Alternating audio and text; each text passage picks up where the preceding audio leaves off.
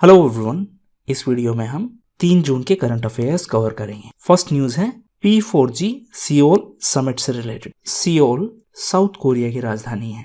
P4G का मतलब है partnership for green growth and global goals. ये ग्लोबल गोल्स कब के लिए हैं? 2030 के लिए। सो रिसेंटली ये P4G समिट हुई थी। इसे साउथ कोरिया ने होस्ट करवाया था। साउथ कोरिया की राजधानी है सियोल, सो इसलिए इसको सियोल समिट भी बोला गया है। और इसका ऑब्जेक्टिव था ग्रीन ग्रोथ पर फोकस करना। ग्रीन ग्रोथ का मतलब है कार्बन एमिशन है उसको कम करना। सो इसका थीम है वो था inclusive green recovery towards carbon neutrality. South Korea की बात करें तो ये है साउथ कोरिया, ये है सी ऑफ जापान, ये है जापान, ये है नॉर्थ कोरिया।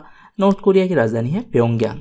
ये है येलो सी, ये है चाइना और ये है इंडिया। ये इंडिया का जम्मू एंड कश्मीर स्टेट है। ये इंडिया का erstwhile Jammu and Kashmir state है जिसको अब बाइफर्केट करके 2 यूनियन टेरिटरीज में डिवाइड कर दिया गया है। ये है बे ऑफ बंगाल, ये है अरेबियन सी, ये है इंडियन ओशन, ये है फिलीपींस सी, साउथ चाइना सी और ये है स्ट्रेट ऑफ मलाक्का। इसके अलावा चाइना की बात करें तो रिसेंटली चाइना 3 चाइल्ड पॉलिसी के कारण भी न्यूज में था। 3 चाइल्ड पॉलिसी क्या है? चाइना का जब पॉपुलेशन इंक्रीज हो रहा था तो उन्होंने पहले 1 चाइल्ड पॉलिसी इंट्रोड्यूस किया। 1 चाइल्ड पॉलिसी का मतलब है आपको सिर्फ 1 चाइल्ड पैदा करने की परमिशन है। ये गवर्नमेंट ने रूल जारी किया। उसके बाद चाइनीज पॉपुलेशन है वो श्रिंक होने लगी, यानी कम होने लगी। तो 2016 के अप्रोक्स उन्होंने 2 चाइल्ड पॉलिसी शुरू की और अब उन्होंने 31 मई को ये 3 चाइल्ड पॉलिसी अप्रूव की है। अच्छा, चाइल्ड पॉलिसी के मामले में रिसेंटली एक यूनियन टेरिटरी भी न्यूज में थी। ये है लक्षद्वीप यूनियन टेरिटरी।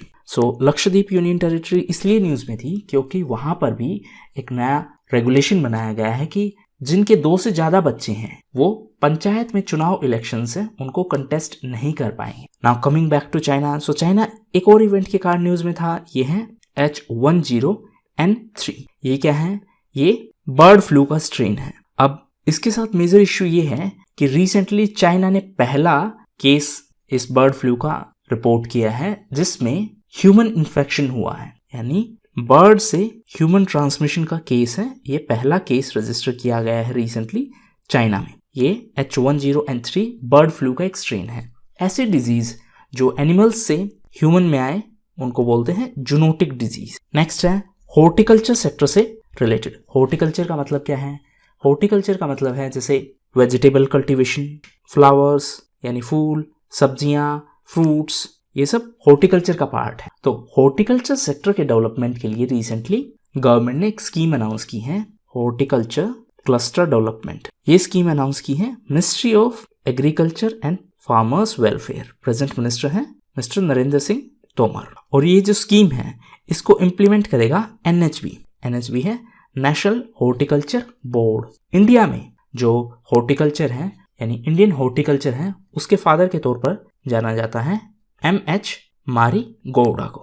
M.H. मारी गौड़ा को फादर ऑफ इंडियन हॉर्टिकल्चर के नाम से जाना जाता है। इसके अलावा हॉर्टिकल्चर सेक्टर के डेवलपमेंट के लिए एक और स्कीम है MIDH। MIDH का मतलब है mission for integrated development of horticulture. और ये सेंट्रल स्पॉन्सर्ड स्कीम है। 2 टाइप की स्कीम्स होती हैं, एक सेंट्रल स्पॉन्सर्ड और एक central sector scheme. Central sponsored schemes में सेंट्रल गवर्नमेंट कुछ फाइनेंशियल सपोर्ट देती है और बाकी की फाइनेंशियल सपोर्ट स्टेट गवर्नमेंट के द्वारा दी जाती है। सेंट्रल सेक्टर स्कीम में सारी की सारी फाइनेंशियल सपोर्ट है वो सेंट्रल गवर्नमेंट के द्वारा दी जाती है। NHB की बात करें तो NHB की स्थापना 1984 में हुई थी और इसका मुख्यालय गुरुग्राम में है। गुरुग्राम हरियाणा में है। इसके अलावा ISA यानी इंटरनेशनल सोलर अलायंस का मुख्यालय भी गुरुग्राम में है, गुरुग्राम के ग्वाल पहाड़ी में। NHB की बात करें तो ये ministry of agriculture and farmers welfare के अंडर में है और NHB की स्थापना स्वामीनाथन ग्रुप की रिकमेंडेशंस पे हुई थी। अगर आपसे क्वेश्चन पूछा जाए कि किस ग्रुप की रिकमेंडेशन के बाद NHB का गठन किया गया था तो ये है स्वामीनाथन ग्रुप। एक स्वामीनाथन कमीशन भी है जो भी एग्रीकल्चर सेक्टर या फार्मिंग सेक्टर से रिलेटेड रिफॉर्म्स के बारे में बनाया गया है। ये वही MS स्वामीनाथन है। नेक्स्ट न्यूज है इंडिया के GDP डेटा से रिलेटेड। रिसेंटली NSO यानी नेशनल स्टैटिस्टिकल ऑफिस ने ये डेटा रिलीज किया है और इस डेटा के हिसाब से GDP है वो कॉन्ट्रैक्ट कर गई। कॉन्ट्रैक्ट करने का मतलब है कम हो गई।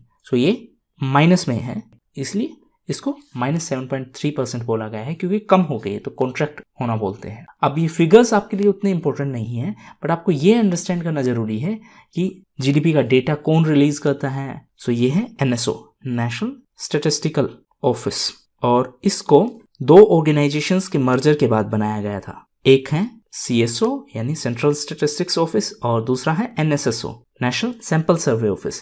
तो इन दोनों ऑर्गेनाइजेशन को मर्ज करके NSO बनाया है, और NSO है मोस्पाई के अंडर में, ministry of statistics and programme implementation. Recently ये मोस्पाई स्कीम MPLADS के कारण भी न्यूज में थी। MPLADS क्या है? ये स्कीम है जिसका फुल फॉर्म है member of parliament local area development fund. So recently ये स्कीम इसलिए न्यूज में थी क्योंकि इस स्कीम के तहत जो फंड दिया जाता है उससे अब यानी उस अमाउंट को, उस पैसे को अब ऑक्सीजन मैन्युफैक्चरिंग यूनिट्स सेटअप करने के लिए भी यूज में लाया जा सकता है। सो ऑक्सीजन मैन्युफैक्चरिंग प्लांट्स को सेटअप करने के लिए भी इस पैसे का इस्तेमाल किया जा सकता है। MPLADS फंड है वो एक नॉन लैप्सेबल फंड है। लैप्सेबल फंड का मतलब क्या है? जैसे कोई फंड से 100 रुपए का फंड है वो 2021 के लिए अलॉट किया गया है, तो अगर वो 2021 में खर्च नहीं किया जाएगा तो वो वापस चला जाएगा, यानी कि उसको 2022 में यूज नहीं ले सकते। ऐसे फंड को बोलते हैं lapsable fund. Non lapsable fund वो होते हैं जिसमें अगर आपने इस साल नहीं खर्च किया तो वो अगले साल में कैरी फॉरवर्ड हो जाएगा, यानी आप उस पैसे को, बचे हुए पैसे को आप अगले साल खर्च कर सकते हो। नेक्स्ट है NRC से रिलेटेड। NRC क्या है?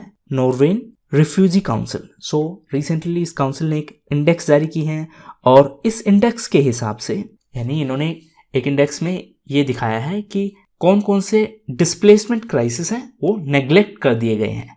डिस्प्लेसमेंट क्राइसिस का मतलब क्या है? कुछ प्रॉब्लम की वजह से लोगों को अपना घर छोड़ने के लिए मजबूर होना पड़ा और उन्हें वहां से माइग्रेट होना पड़ा। तो ऐसे नेग्लेक्टेड क्राइसिस, नेग्लेक्टेड का मतलब है कि मीडिया ने या फिर बाकी ग्लोबल कम्युनिटी ने वहां पर इतना ध्यान नहीं दिया। सो इस इंडेक्स के हिसाब से टॉप मोस्ट जो क्राइसिस है वो है DRC का। DRC क्या है? डेमोक्रेटिक रिपब्लिक ऑफ कॉन्गो, यानी DRC में लगभग 2 मिलियन लोग डिस्प्लेस हुए हैं। DRC एक अफ्रीकन कंट्री है, और रिसेंटली ये एक और क्राइसिस के कारण न्यूज में था। ये था वोल्केनिक इरप्शन। सो ज्वालामुखी के कारण ये न्यूज में था, और जिस माउंटेन में ये ज्वालामुखी या वोल्केनिक इरप्शन हुई थी उसका नाम है नाइरागोंगो, और ये कॉन्गो के यानी डेमोक्रेटिक रिपब्लिक ऑफ कॉन्गो के गोमा डिस्ट्रिक्ट में है। सो रिफ्यूजी की बात करें तो रिफ्यूजी कौन लोग होते हैं? जो लोग सर्कमस्टांसेस की वजह से अपने घर छोड़ने पर मजबूर हो जाते हैं। सर्कमस्टांसेस कुछ भी हो सकते हैं, भूखमरी भी हो सकता है, या फिर कुछ और किसी तरीके का वायलेंस भी हो सकता है। सो रिसेंटली रोहिंग्या रिफ्यूजी भी न्यूज में थे। रोहिंग्या म्यांमार से निकलकर दूसरे देशों में सेटल हो रहे हैं क्योंकि म्यांमार में उन पर एट्रोसिटीज हो रही हैं। एक और इम्पोर्टेंट बात जो आपको ध्यान में रखनी है कि रेफ्यूजीज से रिलेटेड एक कन्वेंशन है, 1951 कन्वेंशन ऑन, ये यूनाइटेड नेशंस के कन्वेंशन है रेफ्यूजीज से रिलेटेड, और इसका एक 1967 का एक प्रोटोकॉल भी है। इंपॉर्टेंट बात यह है कि इंडिया इनमें से किसी का भी एक पार्टी नहीं है। पार्टी नहीं है का मतलब है हम इसके सिग्नेटरी नहीं है। अफ्रीका की बात करें तो रिसेंटली एक अफ्रीकन कंट्री न्यूज में थी, ये है माली। ये इसलिए न्यूज में थी क्योंकि इकोवास के मेंबर्स ने माली को सस्पेंड कर दिया है क्योंकि वहां पर कू हुआ था। कू का मतलब है वहां पर मिलिट्री ने कंट्रोल ले लिया है और जो इलेक्टेड गवर्नमेंट थी उसको हटा दिया है। इकोवास क्या है? इकोवास है economic community of West African states, ये हमने कल डिस्कस किया था। नेक्स्ट है पहला APAC cyber security council. So Asia Pacific में public sector cyber security executive council launch किया है माइक्रोसॉफ्ट। इसका मेन पर्पस है साइबर थ्रेट्स को एड्रेस करना। साइबर थ्रेट्स का मतलब क्या है?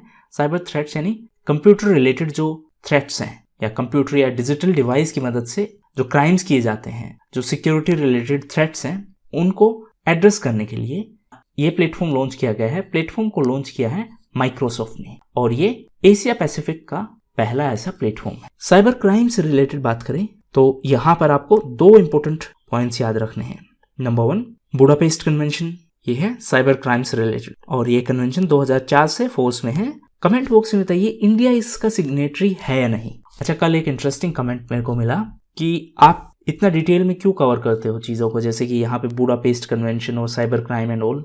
देखिए, अगर आपको करंट अफेयर्स में सिर्फ स्टेट, उनकी कैपिटल और उनके मुख्यमंत्री का नाम याद रखना है तो आप उसके लिए कोई और चैनल फॉलो कर सकते हो। बहुत सारे ऐसे चैनल हैं। अगर आपको करंट अफेयर्स रियल में प्रिपेयर करना है ऑफिसर लेवल के एग्जाम के लिए तो आपको डिटेल में जाना पड़ेगा। Okay, now coming back to the point. So एक है बुडापेस्ट कन्वेंशन, सेकंड है पेरिस कॉल, ये भी साइबर स्पेस से रिलेटेड है। नेक्स्ट है इंडिया के फाइनेंशियल डेटा से रिलेटेड। सो रिसेंटली सीजीए का फुल फॉर्म है Controller general of Accounts. So recently CGA ने गवर्नमेंट रेवेन्यू और एक्सपेंडिचर डेटा रिलीज किया है। रेवेन्यू का मतलब है जो पैसा आपके पास आया, आपके पास यानी कि सरकार के पास जो कमाई हुई वो। एक्सपेंडिचर का मतलब है सरकार ने जो पैसा खर्च किया। सो इस डेटा के हिसाब से नेट टैक्स रिसीट्स हैं वो 14.2 लाख करोड़ की हैं, यानी इतना पैसा टैक्स से आया है। और जो टोटल एक्सपेंडिचर है वो है 35.11 लाख करोड़। अब आप बोलोगे कि 35 लाख करोड़ का खर्च हुआ है और सिर्फ 14 लाख करोड़ टैक्स से आए हैं। सो गवर्नमेंट के पास नॉन टैक्स रेवेन्यूज भी होते हैं। यहाँ पर ये 14.24 लाख है, ये सिर्फ टैक्स डेटा है, यानी टैक्स से आया जो कलेक्शन है वो है। सीजीए यानी कंट्रोलर जनरल ऑफ अकाउंट्स की बात करें तो ये फिनमिन के अंडर में है। फिनमिन क्या है? Finance ministry. To be specific ये डीओई के अंडर में है। डीओई क्या है? Department of expenditure. अच्छा, यहाँ पे एक चीज और, ये है CGA controller general of accounts. एक होता है सीएजी। सीएजी का मतलब है कैग। सो ये कॉन्स्टिट्यूशनल पोस्ट है और ये आर्टिकल 148 के अंडर में बनाई गई है। और सीएजी को गार्जियन ऑफ इंडियन पर्स बोलते हैं। गार्जियन की बात करें तो रिसेंटली आसाम ने गार्जियन मिनिस्टर्स का कॉन्सेप्ट शुरू किया है।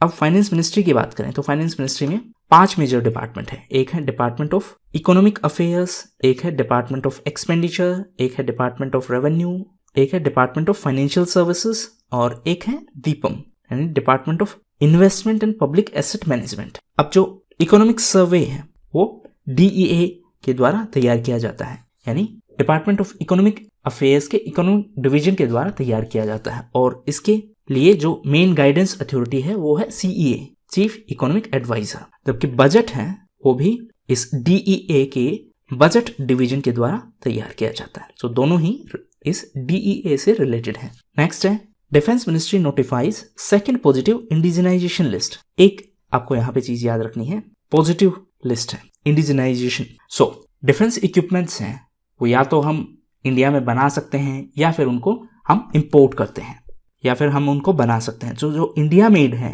लोकल जो है, उनको इंडिजीनियस प्रोडक्ट्स बोलते हैं। अब ये जो पॉजिटिव इंडिजिनाइजेशन लिस्ट जारी की है इसका मतलब है कि ये प्रोडक्ट्स हम बाहर से इंपोर्ट नहीं करेंगे और इनको हम इंडिया में ही बनाएंगे। ऐसे टोटल 108 प्रोडक्ट्स की लिस्ट जारी की है। इस चीज को, सेम इसी चीज को मैं एक और तरीके से बोल सकता हूं, negative list for defence imports. Negative क्यों? नेगेटिव इसलिए क्योंकि ये प्रोडक्ट्स हम इंपोर्ट नहीं करेंगे। तो इंपोर्ट नहीं करेंगे तो क्या करेंगे? इंपोर्ट नहीं करेंगे इसका मतलब है हम इंडिया में ही इन प्रोडक्ट्स को बनाएंगे, इसीलिए इसको पॉजिटिव इंडिजिनाइजेशन लिस्ट बोला गया है। ठीक है, एक और चीज, ये जो सेकेंड लिस्ट अभी रिसेंटली डिफेंस मिनिस्ट्री ने रिलीज की है, ये कब से लागू होगी? ये दिसंबर 2021 से 2025 तक लागू होगी। मतलब क्या है इसका? इसका मतलब ये है कि दिसंबर 2021 से ये जो 108 आइटम्स हैं, इसमें कौन कौन से आइटम्स हैं? इसमें कई complex system, sensor, simulator, weapon और एम्यूनिशंस हैं। तो ये आइटम्स हम इंपोर्ट नहीं करेंगे दिसंबर 2021 से 2025 तक, और तब तक हम अपनी कैपेसिटी बनाएंगे ताकि हम इनको इंडिया में ही बना सके। डिफेंस प्रोडक्ट से रिलेटेड यानी डिफेंस प्रोक्योरमेंट के लिए एक पॉलिसी है और इसका नाम है DAP। ये 2020 में रिलीज की गई थी। DAP का फुल फॉर्म है defence acquisition procedure. Defence acquisition, acquisition का मतलब अक्वायर करना किसी चीज को, प्रोसीजर। अच्छा, जो भी आइटम्स परचेज करने हैं, यानी कि कौन से वेपन परचेज करने हैं या जितने भी डिफेंस रिलेटेड जो प्रोक्योरमेंट्स होते हैं, उसके लिए एक काउंसिल होती है, DAC, डिफेंस एक्विजिशन काउंसिल। और इस काउंसिल के हेड होते हैं डिफेंस मिनिस्टर, जिनको रक्षा मंत्री भी बोलते हैं।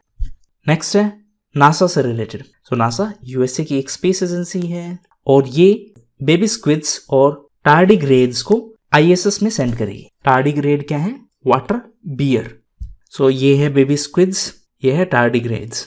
इनको नासा ISS यानी इंटरनेशनल स्पेस स्टेशन में सेंड करेगी। तो इनको क्यों सेंड किया जाएगा? इनको इसलिए सेंड किया जाएगा ताकि ये स्टडी किया जा सके कि जो माइक्रोब्स हैं वो इन एनिमल्स के साथ किस तरीके से इंटरेक्ट करते हैं स्पेस में। इसके अलावा नासा रिसेंटली आर्टेमिस अकॉर्ड के कारण भी न्यूज में था, और रिसेंटली नासा ने इस अकॉर्ड के चलते न्यूजीलैंड से एग्रीमेंट किया है ताकि दोनों देश मिलकर स्पेस एक्सप्लोरेशन में काम कर सकें। जो आर्टेमिस प्रोग्राम है वो नासा का प्रोग्राम है जिसका मेन पर्पज है ह्यूमन बींग्स को मून पर भेजना। आईएसएस की बात करें तो ये है इंटरनेशनल स्पेस स्टेशन। सो ये आईएसएस है, ये 5 देशों का एक कोलैबोरेटिव प्रोजेक्ट है, यानी 5 स्पेस एजेंसीज का, NASA, JAXA, ESA, CSA and Roscosmos. ये हम ऑलरेडी कवर कर चुके हैं, तो आप इसको रिवाइज करें। अब रिसेंटली ये आईएसएस इसलिए भी न्यूज में था क्योंकि चंद्रयान-2 ये टर्म न्यूज में थी। अब ये है क्या एक्चुअली? ये इस आईएसएस के रोबोटिक आर्म है। अब ये जो स्पेस स्टेशन है ये स्पेस में है, तो अगर मान लीजिए ये इस पैनल पर या यहाँ के एरिया में कुछ भी रिपेयर वर्क करना होगा तो ऑब्वियसली ह्यूमन बींग्स जाकर डायरेक्टली रिपेयर नहीं कर सकते। तो ये जो रिपेयर आर्म है इसको बोला गया है चंद आर्म। आप इसको कैंड आर्म व्हाटएवर जो आपको प्रोनाउंस करना है वो आप इसको बोल सकते हो, क्योंकि आपसे एग्जाम में प्रोनाउंसिएशन नहीं पूछेंगे। रिसेंटली ये क्यों न्यूज में थी? क्योंकि स्पेस डेब्रिस की वजह से ये आर्म डैमेज हो गई है। अब स्पेस डेब्रिस क्या है? सी डिफरेंट कंट्रीज अपनी अपनी स्पेस सैटेलाइट्स लॉन्च करती हैं और वो सैटेलाइट्स कुछ टाइम बाद नॉन फंक्शनल हो जाती हैं, जैसे 20 साल 30 साल जितना भी उनका लाइफ टाइम होता है उसके बाद वो नॉन फंक्शनल है तो वो स्पेस में से घूमती रहती हैं। इस चीज को स्पेस डेब्रिस बोलते हैं। तो रिसेंटली इसी के कारण ये आर्म है ये थोड़ी डैमेज हुई थी, हालांकि अभी भी ये फंक्शनल है। सो ये थे मोस्ट इंपोर्टेंट न्यूज आर्टिकल्स। अब डिस्कस करते हैं कुछ इंपोर्टेंट न्यूज इवेंट्स। फर्स्ट है CII यानी confederation of Indian industry. So recently mister TV Narendran CII के नए प्रेसिडेंट बन गए। वो टाटा स्टील के CEO हैं। उनसे पहले जो प्रेसिडेंट थे वो थे मिस्टर उदय कोटक। नेक्स्ट है TCS यानी टाटा कंसल्टेंसी सर्विसेज। सो इन्होंने अपना पहला इनोवेशन सेंटर शुरू किया है यूरोप में, और ये है एम्स्टर्डम में। एम्स्टर्डम कहाँ है? ये नीदरलैंड्स में है। नेक्स्ट है one nation one standard. So ये एक स्कीम है और recently research design and standards organisation इस इनिशिएटिव को ज्वाइन करने वाली पहली स्टैंडर्ड्स ऑर्गेनाइजेशन बनी है। ये ऑर्गेनाइजेशन है ये इंडियन रेलवे सेक्टर के लिए काम करती है। नेक्स्ट है शिवाजीराव भोसले सहकारी बैंक। सहकारी का मतलब है कोऑपरेटिव। सो रिसेंटली RBI ने इस बैंक का लाइसेंस है वो कैंसिल कर दिया है। इस बैंक का हेडक्वार्टर्स था पुणे में। अच्छा, एक और इम्पोर्टेंट बात, जब किसी भी बैंक का लाइसेंस कैंसिल किया जाता है या कोई भी बैंक फेल होता है तो उसके केस में जो डिपॉजिटर्स हैं जिन्होंने बैंक में पैसा जमा करवाया है उनको कुछ अमाउंट वापस मिलता है। ये अमाउंट सिक्योर्ड होता है DICGC के थ्रू। DICGC क्या है? Deposit insurance and credit guarantee corporation. So ये RBI की एंटिटी है और अभी इसके अंडर 5 लाख रुपए तक का डिपॉजिट सिक्योर्ड है। नेक्स्ट है centre for world university rankings. So recently ये रैंकिंग्स जारी की गई थी। इन रैंकिंग्स के हिसाब से हार्वर्ड यूनिवर्सिटी टॉप पोजीशन पर है और सेकंड पर है MIT। इंडियन यूनिवर्सिटीज की बात करें तो टॉप 2000 यूनिवर्सिटीज में 68 इंडियन यूनिवर्सिटीज है और इन में से IIM अहमदाबाद है वो ग्लोबली टॉप पोजीशन पर है। इसका मतलब इंडिया में टॉप पोजीशन पर है। ग्लोबली इसका रैंक है 415 यानी 415वां। नेक्स्ट है IBF है Indian broadcasting foundation. So recently IBF ने जस्टिस विक्रमजीत सेन को DMCRC के चेयरपर्सन के तौर पर अपॉइंट किया है। DMCRC क्या है? ये है digital media content regulatory council. So ये सेल्फ एक्सप्लेनेटरी है कि ये डिजिटल मीडिया कंटेंट को रेगुलेट करने के लिए काउंसिल बनाई गई है और इस काउंसिल के नए चेयरपर्सन के तौर पर अपॉइंट किए गए हैं विक्रमजीत सेन। नेक्स्ट है NHRC national human rights commission. So recently ये इसलिए न्यूज में था क्योंकि जस्टिस अरुण कुमार मिश्रा हैं, उनको NHRC का चेयरपर्सन अपॉइंट किया गया है। अब NHRC के चेयरपर्सन की बात करें, फर्स्ट NHRC एक स्टैट्यूटरी बॉडी है, ये कॉन्स्टिट्यूशनल बॉडी नहीं है। स्टैट्यूटरी का मतलब है ये कानून के तहत बनाई गई है। फर्स्ट NHRC के चेयरपर्सन थे जस्टिस रंगनाथ मिश्रा। अभी जो चेयरपर्सन अपॉइंट किए गए हैं वो है जस्टिस अरुण कुमार मिश्रा। इनसे पहले जो चेयरपर्सन थे वो थे justice HL Dattu. Okay, now coming back to main concept. So NHRC के चेयरपर्सन को अपॉइंट करने के लिए कमेटी होती है और इस कमेटी के मेंबर कौन कौन होते हैं? एक होते हैं प्राइम मिनिस्टर, एक होते हैं लोकसभा स्पीकर और राज्यसभा से होते हैं डेप्यूटी चेयरपर्सन। यहाँ पर याद रखने वाली बात यह है कि राज्यसभा के चेयरपर्सन इसके मेंबर नहीं होते। पहली बात, राज्यसभा के जो चेयरपर्सन होते हैं वो वाइस प्रेसिडेंट होते हैं और वाइस प्रेसिडेंट राज्यसभा के मेंबर नहीं होते हैं, यानी कि ना तो वो राज्यसभा के मेंबर के तौर पर इलेक्ट होते हैं, ना ही उनको राज्यसभा के मेंबर के तौर पर नॉमिनेट किया जाता है। तो दो लोग ये हो गए, एक हो गए प्राइम मिनिस्टर इसके चेयरपर्सन होते हैं इस कमेटी के। उनके अलावा एक होते हैं मिनिस्टर ऑफ होम अफेयर्स यानी यूनियन होम मिनिस्टर, और दो होते हैं लीडर ऑफ अपोजिशन, एक लोकसभा के लीडर ऑफ अपोजिशन और एक राज्यसभा के लीडर ऑफ अपोजिशन। तो 3 लोग ये हो गए। सो कुल मिलाकर ये 6 मेंबर कमेटी बनी और इस कमेटी के चेयरपर्सन है प्राइम मिनिस्टर। अब ये कमेटी नाम रिकमेंड करती है प्रेसिडेंट को और उसके बाद प्रेसिडेंट इसके चेयरपर्सन को अपॉइंट करते हैं। लास्ट न्यूज़ है नाओमी ओसाका से रिलेटेड। सो वो एक जापानीज टेनिस प्लेयर है। रिसेंटली वो न्यूज़ में थी क्योंकि उन्होंने अनाउंस किया कि वो फ्रेंच ओपन टूर्नामेंट से ब्रेक ले रही हैं, यानी कि वो इसमें पार्टिसिपेट नहीं करेंगी। और उन्होंने अनाउंस किया कि वो कुछ मेंटल हेल्थ इश्यूज़ की वजह से वो पोस्ट मैच प्रेस कॉन्फ्रेंस है वो भी अटेंड नहीं कर पाएंगी। सो आपसे एग्जाम में 2 चीज़ पूछी जा सकती हैं, ए कि वो किस फील्ड से रिलेटेड है, सो वो एक टेनिस प्लेयर है, दूसरा उनकी नेशनलिटी, सो वो जापान से है। सो ये थे मोस्ट इंपॉर्टेंट करंट अफेयर्स। अब get ready for the test. जितना आप इस टेस्ट को सीरियसली लोगे आप उतना देखोगे कि आपको रिवीजन करने की जरूरत भी नहीं पड़ेगी, क्योंकि ये पूरा सीरीज है वो इस तरीके से डिजाइन किया गया है कि आपको मिनिमम टाइम में मैक्सिमम आउटपुट मिले। So that was